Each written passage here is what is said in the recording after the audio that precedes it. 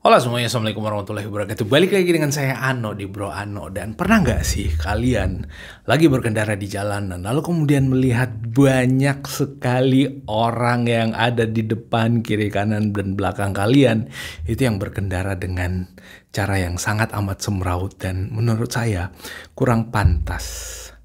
Kita akan bahas secara lengkap, so ikuti ulasan kita sampai selesai. Nah teman-teman sekalian, seperti yang saya sampaikan di opening tadi, kadang-kadang kalau kita di jalan nih lagi nyetir atau lagi berkendara menggunakan motor kita, ada banyak orang yang kadang-kadang seenaknya saja untuk menggunakan jalan. Ya kita tahu bahwa di jalanan gak cuman kita, ada orang lain yang berkendara dengan sepeda motor, ada orang lain yang berkendara dengan mobil, ada orang lain yang berkendara dengan mobil truk bahkan, atau bus bahkan, atau pesepeda, atau bahkan pejalan kaki yang melintas. Nah, tapi kadang-kadang yang membuat saya heran, itu kebanyakan orang yang ada di jalan raya di kota-kota besar yang ada di Indonesia itu kadang-kadang nggak mengerti apa yang menjadi tujuan pemerintah dalam hal ini untuk membuat garis atau marka jalan. Jadi jelas-jelas di jalan itu ada garis yang dibuat untuk membatasi antara jalur sebelah dengan yang ada di sebelahnya. Nah, orang kadang-kadang dengan santainya, saya ulangi lagi, dengan santainya itu ngolongin garis jalan tersebut. Artinya, secara tidak langsung, orang yang berkendara, apalagi mobil ya, mobil kebanyakan, orang yang berkendara dengan mobil seperti itu, menguasai 2 jalur sekaligus. Hal itu kadang-kadang membuat kita bingung untuk menyalip dari belakang. Apakah kita menyalip dari kiri atau menyalip dari kanan? Aturannya, setahu saya, koreksi kalau saya keliru, menyalip itu diperbolehkan melalui jalur kanan, bukan jalur kiri. Faktanya pula, sisi lain, selain dari yang kita bahas tadi, banyak juga pengendara, baik itu roda 4 maupun roda 2, ketika di jalanan, itu selalu sangat amat santai berkendara di jalur kanan yang notabene itu adalah lajur khusus untuk menyalip. Ya nggak sih? Mungkin di antara teman-teman yang pernah mengalami atau menemui hal seperti ini, tuliskan di kolom komentar ada di bawah pengalaman teman-teman seperti apa. Tapi rasa-rasanya kadang-kadang kita merasa kesel tuh.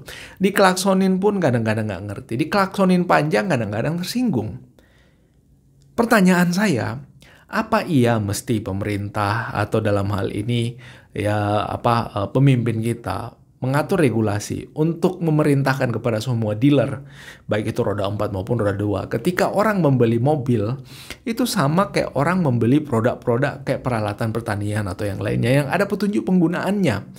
Yang petunjuk penggunaannya nggak cuman untuk kebaikan atau keselamatan barang yang dibeli itu.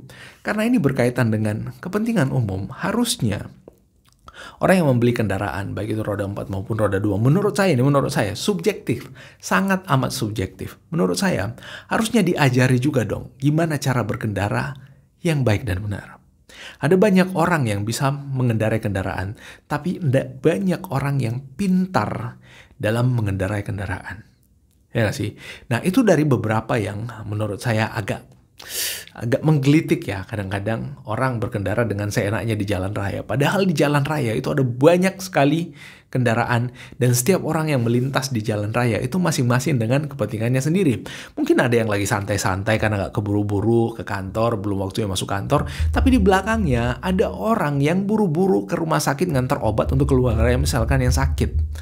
Itu kan kita nggak tahu masing-masing orang kepentingannya di jalan seperti apa. Jadi kita nggak bisa pasang standar kita ke semua orang yang berkendara di jalanan dong. Kita mesti saling menghargai dengan cara apa? Cukup kita dengan cara berkendara yang baik. Caranya bagaimana? Kalau misalkan ada 3 lajur, kalau memang kita mau sangat amat santai, ambillah lajur kiri. Kalau misalkan nggak begitu cepat, ambil lajur tengah. Jangan garis jalan dikolongin. Jangan marka jalan itu dikolongin. Dan kalau mesti menyalip, ambillah lajur kanan dan setelah menyalip, lalu kemudian santai lagi, pindah ke jalur tengah. Dan sebelum berpindah jalur, jangan lupa nyalakan atau on-kan atau aktifkan lampu sein atau lampu isyarat. Karena banyak juga di jalanan itu kadang-kadang lampu isyaratnya tidak diaktifin terus tiba-tiba belok masuk ke satu jalur. Itu kan pengendara yang di belakang nggak tahu ini mobil arahnya kemana. Apakah mobil ini secara sengaja atau nggak sengaja untuk berpindah. Dengan adanya lampu sein, itu kita jadi tahu bahwa oh iya orang ini mau ngambil ke kanan apa ke kiri. Udah kita yang ada di belakang jadi mawas diri. Udah siap-siap buat melakukan pengereman. Jadi hal-hal semacam ini yang menurut saya menjadi kurang, dan ada beberapa berita, saya nggak tahu benar apa enggak, cuman saya pernah baca yang mengatakan bahwa tingkat stres yang paling tinggi salah satunya adalah di jalan raya. Sebenarnya hal ini bisa dikurangi menurut saya subjektif sekali lagi. Kalau keliru dan salah tolong dikoreksi dengan tuliskan di kolom komentar di bawah. Menurut saya memang iya benar. Itu harusnya bisa dikurangi dengan cara apa? Dengan cara kita patuh dalam berkendara atau berlalu lintas. Belum lagi nih kalau misalkan kita lagi di lampu merah, terus lagi ngantri, tiba-tiba ada yang nyelonong ngambil jalur ke sebelah kanan. Itu memakan jalur yang di sebelahnya, yang lawan arah.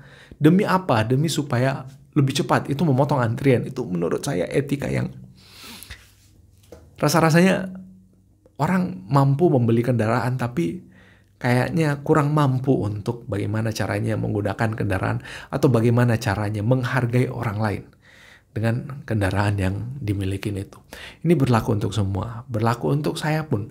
Saya juga di jalan raya itu masih terus belajar bagaimana cara berkendara yang baik, bagaimana cara berkendara supaya menghargai pengendara lain pada saat saya mengendarai kendaraan saya, baik itu motor ataupun mobil. Tapi sekali lagi harusnya menjadi introspeksi kita semua para pemilik kendaraan untuk mengetahui gimana sih sebenarnya cara berkendara yang baik dan benar. Karena sekali lagi, jalan raya itu bukan untuk kepentingan kita pribadi, itu kepentingan umum yang ada di situ. Dan pemerintah juga membuat marka-marka jalan itu supaya dipatuhi dan ditaati. Banyak pula di kota-kota besar ya, yang kadang-kadang marka jalan udah dibuat, tapi marka jalannya dicopot, atau dilepas, atau dicabut, lalu dibuang entah kemana sama orang-orang, supaya orang itu dengan bebas melanggar jalur yang sudah ditetapkan oleh pemerintah. Kadang-kadang itu aneh ya. Nah, sekali lagi menurut saya hal yang kurang dari hal-hal semacam ini adalah, apa yang kurang dari hal-hal semacam ini adalah kearifan kita, atau ya mungkin entah karena ini akibat dari hilangnya pendidikan Pancasila dan kewarganegaraan. Saya nggak tahu juga persisnya. Saya butuh masukan soal itu, tapi saya nggak tahu kenapa orang kadang-kadang berkendara seenaknya dan menganggap bahwa di jalanan itu free, no rules. Pokoknya bebas sebebas-bebasnya. Aturan itu hanya ada di polisi lalu lintas. Ketika kita ditilang, baru pada saat itu kita merasa salah. Padahal sebenarnya banyak aturan-aturan yang ketika dilanggar itu berarti kita salah. Dihukum atau tidak, tetap kita sudah salah. Nah, itu yang bisa kita share kali ini. Menurut kalian seperti apa? Tuliskan di kolom komentar yang ada di bawah. Kalau kalian menganggap ini bermanfaat, tekan gambar jempol ke atas. Kalau kalian menganggap ini gak bermanfaat, tekan gambar jempol ke atas. Kalau ada yang salah dan butuh teman-teman koreksi dan luruskan, saya pun butuh diluruskan. Kalau misalkan memang saya keliru supaya menjadi referensi yang baik buat saya, tuliskan di kolom komentar ada di bawah juga. Dan kalau kalian menganggap bahwa channel ini bermanfaat, jangan lupa tekan tombol subscribe yang ada di bawah. Dan terima kasih sekali lagi. Wassalamualaikum warahmatullahi wabarakatuh dan bye-bye.